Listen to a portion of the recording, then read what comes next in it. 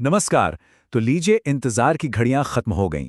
KVS भर्ती 2025-26 की घोषणा हो चुकी है और ये उन सब के लिए एक जबरदस्त मौका है जो एजुकेशन सेक्टर में एक पक्का और शानदार करियर बनाना चाहते हैं।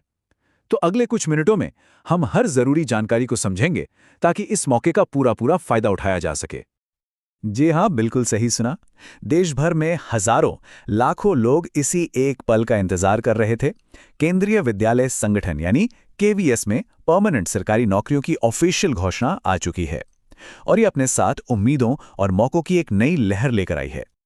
तो सवाल ये है कि आखिर ये घोषणा इतनी बड़ी बात क्यों है? वजह साफ है। काफी लंबे समय के बाद हम एजुकेशन सेक्टर में इतनी बड़ी भर्ती देख रहे हैं। इसका सीधा मतलब ये है कि हर तरह की क्वालिफिकेशन और टैलेंट के लिए दरवाजे खुले हैं। और हाँ, ये मत सोचिए कि ये सिर्फ टीचर्स के लिए है। बिल्कुल नहीं। ये भर्ती पूरे देश के लेवल पर है और इसमें टीचिंग और नॉन टीचिंग दोनों तरह के रोल्स हैं। मतलब कोई भारत में कहीं भी रहता हो, उसकी कोई भी योग्यता हो, यहाँ उसके लिए एक भूमिका हो सकती है। तो सबसे बड़ा सवाल, कौन अप्लाई कर सकता है और कौन सी तारीखें हैं जिन्हें कैलेंडर में अभी से मार्क कर लेना है। चलिए अब सीधे एलिजिबिलिटी और टाइमलाइन से जुड़ी सबसे जरूरी बातों पर आते हैं। अब जरा ध्यान दीजिए, ये बहुत जरूरी है। अप्लाई करने का जो टाइम है वो बहुत कम है, 14 नवंबर से 4 दिसंबर तक, और सिर्फ ऑनलाइन एप्लीकेशन ही लिए जाएंगे। तो हमारी सलाह यही है कि आखिरी मिनट का इंतजार बिल्कुल मत कीजिए, वरना तकनीकी दिक्कतों में फंस सकते हैं। इस भर्ती का जो एंट्री पॉइंट है वो बहुत ही सिंपल रखा गया है, सिर्फ 10वीं पास। लेकिन कहानी यहीं खत्म नहीं होती, ये तो बस एक शुरुआत है। ये भर्ती अभियान असल में कई एजुकेशनल लेवल्स के लिए बनाया गया है। मतलब चाहे किसी ने स्कूल की पढ़ाई पूरी की हो, या उसके पास कॉलेज की डिग्री हो, या फिर बीएड जैसी स्पेशल टीचिंग डिग्री हो, हर किसी के लिए यहाँ एक सही पद है। केवीएस को हर तरह के पढ़े लिखे लोगों की जरूरत है। जैसा कि मैंने कहा, ये भर्ती सिर्फ क्लासरूम तक ही सीमित नहीं है। स्कूल को चलाने के लिए जो बाकी लोग चाहिए होते हैं ना, जैसे कि एडमिनिस्ट्रेशन में, सपोर्ट स्टाफ में, उनके लिए भी यहाँ भरपूर मौके हैं। अब जरा पदों की ये लिस्ट देखिए, वाकई में कमाल है। प्राइमरी टीचर यानी पीआरटी से लेकर सब्जेक्ट एक्सपर्ट्स टीजीटी, पीजीटी तक, और साथ में क्लर्क यानी एलडीसी जैसे जरूरी एडमिन स्टाफ से लेकर लाइब्रेरियन, नर्स और कोच जैसे स्पेशलिस्ट तक। हर रोल स्कूल के इकोसिस्टम का एक जरूरी हिस्सा है। ठीक है, तो मान लीजिए कि किसी ने अपने लिए एक रोल चुन लिया। अब अगला कदम क्या? उसे पाना कैसे है? चलिए अब सिलेक्शन प्रोसेस और एज लिमिट को ठीक से समझते हैं। देखिए, रास्ता बिल्कुल सीधा है। 2 स्टेज हैं। पहले एक रिटन एग्जाम में अपनी नॉलेज साबित करनी होगी, और जो लोग इसमें पास होंगे वो जाएंगे पर्सनल इंटरव्यू के लिए, जहां ये देखा जाएगा कि वो उस पद के लिए कितने फिट हैं। उम्मीद है कि 2026 की शुरुआत तक ये सारी प्रक्रिया पूरी हो जाएगी। एज लिमिट की बात करें तो वो काफ़ी अच्छी रखी गई है। इससे नए ग्रेजुएट्स और एक्सपीरियंस्ड प्रोफेशनल्स दोनों को अप्लाई करने का मौका मिलता है।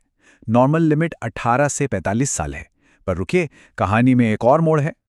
हाँ, और सरकार के नियमों के हिसाब से यहाँ उम्र में छूट भी है, ताकि सबको बराबर मौका मिले। जैसे एससी/एसटी कैंडिडेट्स को 5 साल की और ओबीसी कैंडिडेट्स को 3 साल की एक्स्ट्रा छूट मिलती है। ये बहुत ज़रूरी है कि ऑफिशियल नोटिफिकेशन में एक बार ज़रूर चेक कर लें कि क्या आप इन फायदों के लिए पात्र हैं। ओके, तो अब मन बन गया है अप्लाई करने का। तो अब प्रैक्टिकल स्टेप्स क्या हैं? सबसे पहले सही डॉक्यूमेंट्स इकट्ठे करने हैं और फिर एग्जाम के लिए खुद को तैयार करना है। एक स्मूथ एप्लीकेशन के लिए तैयारी पहले से करनी होगी। ये सारे documents, photo, signature, ID proof, certificates, सब पहले से स्कैन करके तैयार रखिए। यकीन मानिए, इससे आखिरी समय की बहुत सारी टेंशन बच जाएगी। अब ये बात बहुत बहुत ध्यान से सुनिए। ये एक छोटी सी चीज़ आपके एप्लीकेशन को बचा भी सकती है और रिजेक्ट भी करवा सकती है।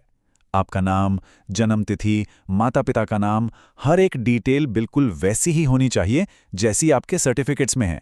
एक भी स्पेलिंग की गलती और फॉर्म सीधे रिजेक्ट हो सकता है।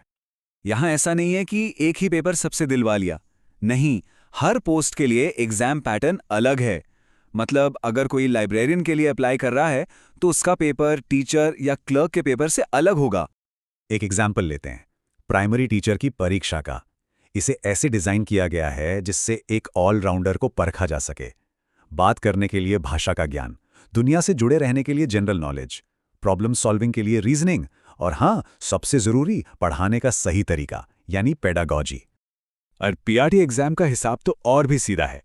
180 सवाल, 180 नंबर और 180 मिनट, मतलब हर सवाल के लिए बस 1 मिनट।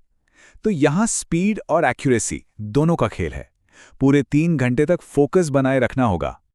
तो देखिए, सारी जानकारी अब सामने है। अलग अलग तरह के पद हैं, सिलेक्शन का प्रोसेस भी क्लियर है। ये सिर्फ एक सरकारी नौकरी नहीं है, ये देश की अगली पीढ़ी को संवारने का एक मौका है। तो अब सवाल ये है कि क्या कोई इस जिम्मेदारी को उठाने के लिए तैयार है, क्योंकि तैयारी तो आज से ही शुरू करनी होगी।